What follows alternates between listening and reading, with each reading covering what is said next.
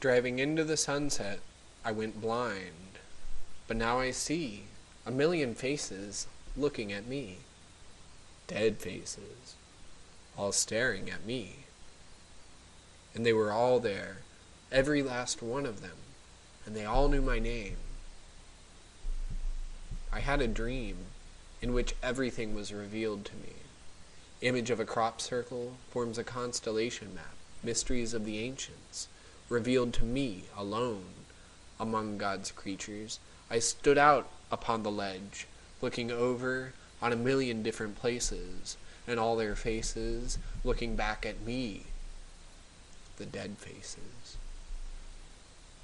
They came forward, each one by one, told me their stories, all my ancestors, all the way back to the very first atom, formed from a bang, way back at the beginning of time.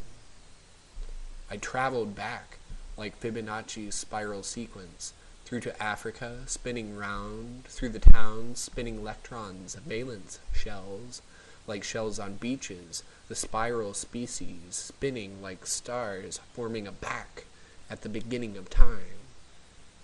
That first burst of life, from the void, a brain and spine, a burst of light and big bang, spawned our cosmos back at the beginning of time.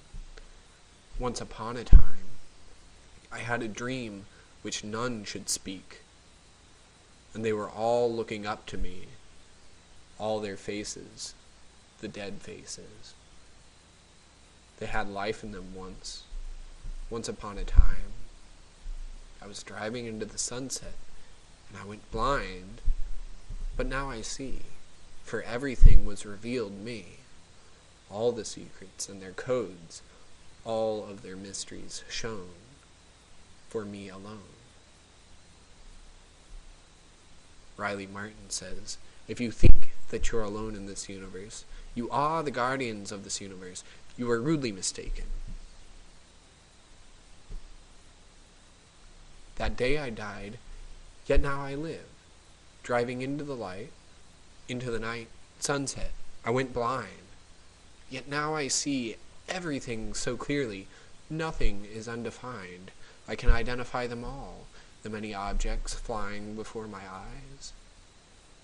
Once upon a time, I had a dream, and she was there, my one and only, my lonely Lagan dove, a treasure lost in a sea of all misery and fear. I could not get near her. She came first, before me, before any thoughts of love.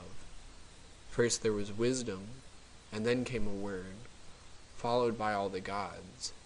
Together they formed an atom with the starry skies above.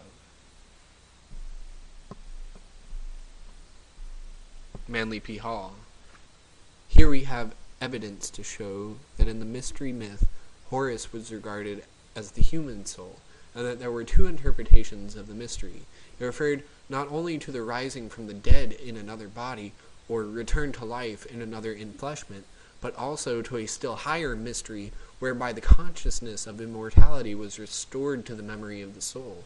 The soul had been cast by the Titans, or the opposing powers of the subtle universe, into the deep waters of the great sea, the ocean of generation, or celestial Nile.